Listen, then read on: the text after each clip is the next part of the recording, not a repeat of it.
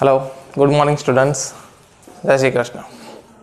આજનું આપણું ચેપ્ટર વિદ્યુત ચુંબકીય તરંગો, જેનો મોસ્ટ આઈએમપી પ્રશ્ન જે દાખલાઓ ગણવા માટે, આ ચેપ્ટરના દાખલાઓ ગણવા માટે વેરી ઇમ્પોર્ટન્ટ, વિદ્યુત ચુંબકીય તરંગોની લાક્ષણિકતાઓ. તો વન બાય વન આપણે એક લાક્ષણિકતા જોઈએ, ધ્યાન આપજો. ઓકે, પહેલી લાક્ષણિકતા છે વિદ્યુત ચુંબકીય તરંગોના સમીકરણમાં.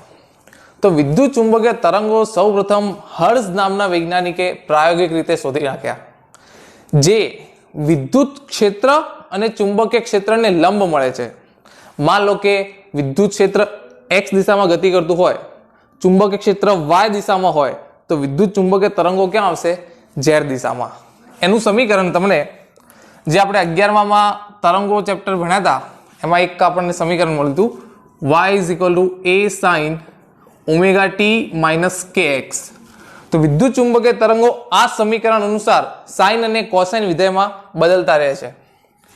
એના ઉપરથી વિદ્યુત ક્ષેત્રનું સમીકરણ E E0 sin omega T minus kx અને ચુંબકીય ક્ષેત્રનું સમીકરણ B B0 sin omega T minus kx મળે છે, જ્યાં ઓમેગા ઇઝ ઇક્વલ ટુ કોણીય આવૃત્તિ તમે જાણો છો,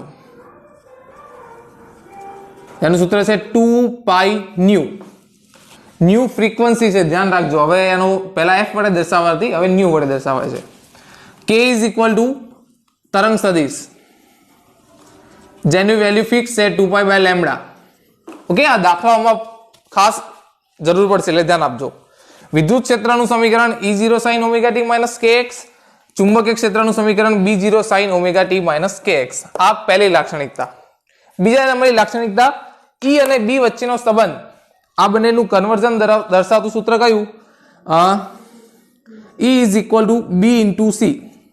જો તમને ચુંબકીય ક્ષેત્ર આપેલું હોય, વિદ્યુત ક્ષેત્ર પૂછે તો આ સમીકરણ તમે લઈ શકો, અને આના ઉપરથી B ને તમે કરતા બનાવો તો E ભાગ્યા C. જો આ ઘણી વખત ઘણા બધા ફિઝિક્સના સૂત્રો થાય એટલે સ્ટુડન્ટ ભૂલી જતા હોય છે, તો આ યાદ રાખવા માટે સિમ્પલ, વિદ્યુત ક્ષેત્ર E કેવું છે? E is equal two BC. बहुत क्यूट. E કેવું છે ભાઈ? बहुत क्यूट છે. ઓકે, જસ્ટ યાદ રાખવા માટે. આમાં C બરાબર શું છે? પ્રકાશનો વેગ, જેની વેલ્યુ ફિક્સ છે 3 × 10⁸ મીટર પર સેકન્ડ. ઓકે, બીજા નંબરની લાક્ષણિકતા પૂરી થાય છે. ત્રીજા નંબરમાં કે પ્રકાશનો વેગ કેટલો? જ્યારે વિદ્યુત ચુંબકીય તરંગ શૂન્યાવકાશમાં ગતિ કરે ત્યારે એની ઝડપ કેટલી, અને માધ્યમમાં ગતિ કરે ત્યારે ઝડપ કેટલી? તો શૂન્યાવકાશમાં જ્યારે ગતિ કરે ત્યારે એનો વેગ c = 1/√μ0 × E0, જ્યાં μ0 ઇઝ ઇક્વલ ટુ શૂન્યાવકાશની પરમિએબિલિટી, જેની વેલ્યુ ફિક્સ છે, ચોથા ચેપ્ટરમાં તમે ભણીને આવ્યા, 4 પાઈ × 10⁻⁷ ટેસ્લા મીટર પર એમ્પિયર. ε0 પહેલું ચેપ્ટર, શૂન્યાવકાશની પરમિટિવિટી, એની વેલ્યુ પણ ફિક્સ છે 8.85 10⁻12. આનો એકમ ઘણીવાર પરીક્ષામાં પૂછાય છે, ધ્યાન આપજો. Coulomb square, newton inverse, metre inverse 2. આ ઝડપ શૂન્યાવકાશ માટે, પરંતુ કોઈ માધ્યમમાં જ્યારે ગતિ કરે ત્યારે, તો માધ્યમમાં પ્રકાશનો વેગ સેમ સૂત્ર, પરંતુ ચેન્જીસ તમે ધ્યાન આપજો. અંડરરૂટ ની અંદર μ × E, V is equal two under root ની અંદર μ × E, જ્યાં μ બરાબર શું છે? શૂન્યાવકાશની નહીં, માધ્યમની, એ આપણે માધ્યમ લખ્યું છે ને, માધ્યમની પરમિએબિલિટી.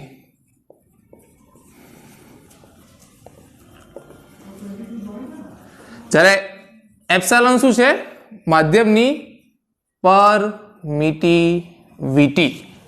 ઓકે, હવે આ બે સૂત્ર મળી ગયા પછી કિરણ પ્રકાશ શાસ્ત્રમાં સૂત્ર છે વક્રી ભવનાંક શોધવાનું.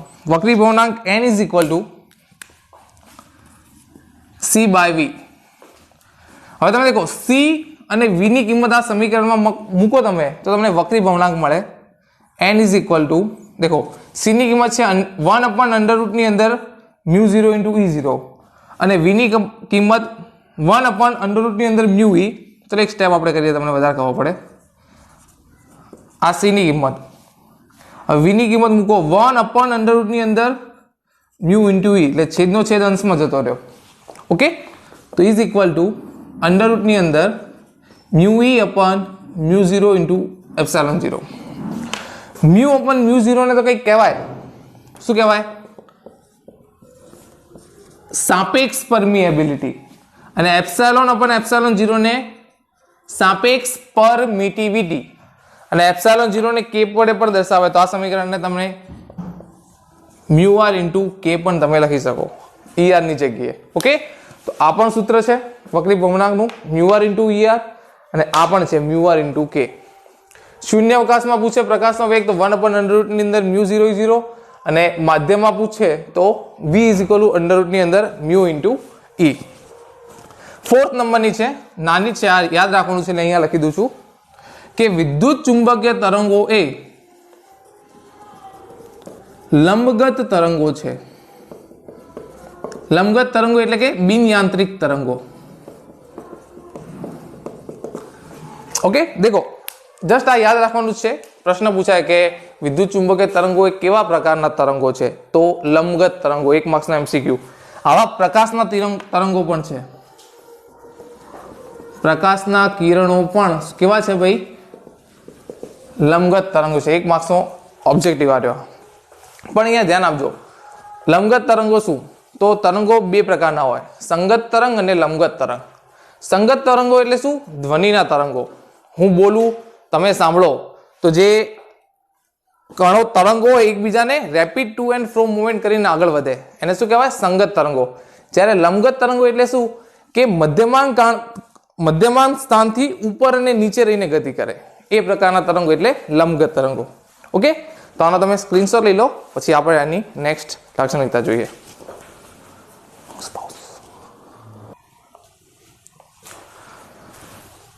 ઓકે, 5મા નંબરની લાક્ષણિકતા, વિદ્યુત ચુંબકીય તરંગોમાં એકમ કદ દીઠ ઉર્જા ઘનતા ρ is equal to ρ of E plus ρ of B.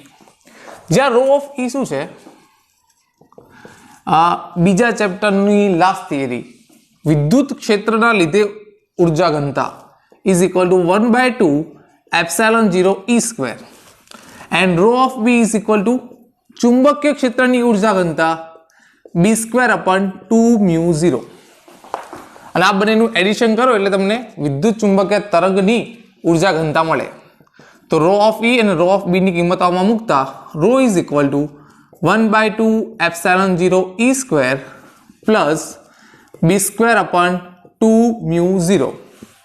Okay, હવે તમે ધ્યાનથી દેખો આ સમીકરણમાં, અહીંયા વિદ્યુત ક્ષેત્ર છે, અહીંયા ચુંબકીય ક્ષેત્ર છે. તો આપણે બંનેનું એક સામ્ય ઇક્વેશન બનાવવું પડે. તો આપણા પાસે બીજા નંબરની લાક્ષણિકતા છે, યાદ કરો, E is equal two BC. મેં તમને કીધું વિદ્યુત ક્ષેત્ર કેવું છે? બહોત ક્યુટ છે, BC. તો હું અહીંયા B ને કરતા બનાવું તો B ઇઝ ઇક્વલ ટુ હું શું લખી શકું? E ભાગ્યા C લખું. તો આપણે શું કરીશું? આ B ની કિંમત આમાં મૂકશું, B is equal to E ભાગ્યા C. તો એક જ ફોર્મેટમાં થઈ જશે સમીકરણ. ઓકે, તો ρ is equal to 1/2 epsilon 0 E square plus E square ભાગ્યા સી સ્ક્વેર 2 મ્યુ 0. ઓકે, ધ્યાન આપજો ખાસ. So ρ is equal to 1/2 epsilon 0 E square plus, દેખો, ઈ સ્ક્વેર બાય 2 મ્યુ 0 તો છે જ નીચે. હવે સી બરાબર તમને ખ્યાલ છે, આપણે ત્રીજા નંબરની લાક્ષણિકમાં લખ્યું પ્રકાશનો વેગ મ્યુ 0 ઈ 0. તો સી સ્ક્વેર બરાબર શું થાય? અંડર રૂટ નીકળી જાય. તો હું સી સ્ક્વેર ની કિંમત અહીંયા મૂકું 1 અપન અંડર રૂટની અંદર મ્યુ 0 એપ્સિલોન 0. તો દેખો મ્યુ 0 કટ, તો અહીંયા પર શું વધ્યું? 1/2 એપ્સિલોન 0 ઈ સ્ક્વેર. અહીંયા પણ 1/2 એપ્સિલોન 0 ઈ સ્ક્વેર, અડધું પ્લસ અડધું આખું. તો ρ is equal to epsilon 0 E square. આ તમને શું મળ્યું? વિદ્યુત ચુંબકીય તરંગની લાક્ષણિકતા, ઉર્જા ઘનતા. ઓકે, હવે તમે દેખો આની અંદર E બરાબર તમે BC મૂકો અને B ને કરતા પણ કરો તો બી તમને મળશે ρ is equal to B square ભાગ્યા મ્યુ 0. ખબર પડી મેં શું કીધું? આપણે અહીંયા શું કર્યું? B ને કરતા બનાવ્યા. અને એની કિંમત E ભાગ્યા C મળી. એવું તમે E ને અહીંયા કરતા બનાવો, B ઇન્ટુ C મૂકો તો તમને આ જવાબ મળશે. ઓકે, એટલે દાખલાઓમાં જેવું પૂછ્યું હોય તમે કરી શકો છો. નેક્સ્ટ વન, T સમયમાં સપાટી પર આપાત થતી ઉર્જા સપાટીને મળતું વેગમાન. તો વિદ્યુત ચુંબકીય તરંગો હોય ને એ ઉર્જા ધરાવે છે.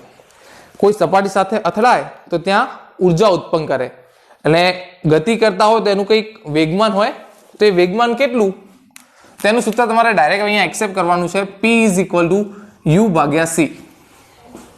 U શું છે? ઉર્જા. C પ્રકાશનો વેગ. ઓકે, આ સૂત્ર ટેક્સ્ટબુક ની અંદર ડાયરેક્ટ એક્સેપ્ટ કરવાનું છે, પરંતુ આ સૂત્ર ક્યાંથી આવ્યું દેખો આપણે સમજી લઈએ. ફોર યોર હિન્ટ, આઇન્સ્ટાઈન નું સમીકરણ છે શું? E is equal two mc². Albert Einstein. Okay, C પ્રકાશનો વેગ, તો હું આમ C ના સ્ક્વેર ને C ઇન્ટુ C લખું તો તમારું પેટ દુખે? ચાલે? ઓકે, હવે m ઇન્ટુ C, m દળ, C પ્રકાશનો વેગ એટલે વેગમાન થયું, અને આ તો E અને C છે, તો હું P ને કરતા બનાવું તો P બરાબર E ભાગ્યા C. હવે આ બંને સમીકરણ ધ્યાનથી દેખો, થઈ ગયા સાબિત? E ઉર્જા, U ઉર્જા, C પ્રકાશનો વેગ અને P વેગમાન. ઓકે, ઘણા સ્ટુડન્ટ આમાં ભૂલ કરતા હોય છે. P બરાબર વેગમાન પણ થાય, મોમેન્ટમ, અને P બરાબર દબાણ પણ થાય. હવે આ સૂત્રનો ઉપયોગ કરીને આપણે દબાણનું સૂત્ર તારવશું. દેખો, P is equal to U ભાગ્યા C છે. P બરાબર m ઇન્ટુ V લખી શકાય, વેગમાન. ઓકે, હવે તમને ખબર છે કે પ્રવેગ A બરાબર V ભાગ્યા T, વેગ ભાગ્યા સમય. તો V બરાબર શું થાય? A into T. તો હું V ની કિંમત અહીંયા મૂકું, m A into T U by C. Okay, દેખો સ્ટેપ બાય સ્ટેપ આવે છે. ન્યૂટનના ગતિનો બીજો નિયમ F બરાબર ma, તો ma બરાબર મેં F મૂક્યા into T is equal to U by C. F ને કરતા બનાવું U અપન CT. હવે આ સમીકરણને બંને બાજુ હું A વડે ભાગું તો F અપન A is equal to U upon CTA. તો હવે તમે યાદ કરો, એકમ ક્ષેત્રફળ દીઠ લાગતું બળ એટલે દબાણ P is equal to U upon CTA. Okay, તમારો જવાબ થઈ ગયો. એક ખાલી મિસ્ટેક ના થાય સ્ટુડન્ટ, ધ્યાન રાખજો કે વેગમાન P is equal to U by C, દબાણ P is equal to U upon CTA. તમારે ઘણા બધા MCQ માં, સ્વાધ્યાયના દાખલામાં આનો યુઝ થશે. ઓકે, અને એની સાબિતી. 7 નંબરની તીવ્રતા, ઇન્ટેન્સિટી. વિદ્યુત ચુંબકીય તરંગો કોઈ સપાટી સાથે અથડાય ત્યારે એની કંઈક તીવ્રતા હોય છે. એ તીવ્રતા I is equal two P અપન A. Okay, આનો એકમ પૂછે તમને તો વોટ પર મીટર સ્ક્વેર. તો આના 2-3 સૂત્ર મળતા હોય છે. દેખો, P એટલે ઉર્જા ભાગ્યા સમય, તો I is equal to E upon TA, અને એક I is equal to rho into C. આ 3 સૂત્ર યાદ રાખવાના છે દાખલા માટે, તીવ્રતાના છે, ઉર્જા ઘનતાના ફોર્મમાં. ઓકે, અને લાસ્ટ વન જે આપણે પહેલી લાક્ષણિકતામાં ભણી ગયા કે E ક્રોસ B ની દિશા એટલે કે વિદ્યુત ક્ષેત્ર અને ચુંબકીય ક્ષેત્રની દિશા તરંગ પ્રસરણની દિશાને લંબ હોય છે. એટલે કે જો વિદ્યુત ક્ષેત્ર x દિશામાં હોય I કેરેટ, ચુંબકીય ક્ષેત્ર y દિશામાં હોય j કેરેટ, તો વિદ્યુત ચુંબકીય તરંગ ક્યાં મળે? ઓબ્વિયસલી z દિશા k કેરેટમાં મળશે. ઓકે, તો આ 8 લાક્ષણિકતા, 4 માર્ક્સનો પ્રશ્ન, અને એના પરથી તમે ઘણા બધા દાખલા સોલ્વ કરશો. ઓકે, એકદમ સિમ્પલ પ્રશ્ન. તો સ્ક્રીનશોટ લઈ લેજો અને સમજી અને નોટ કરી લેજો. Okay, thank you.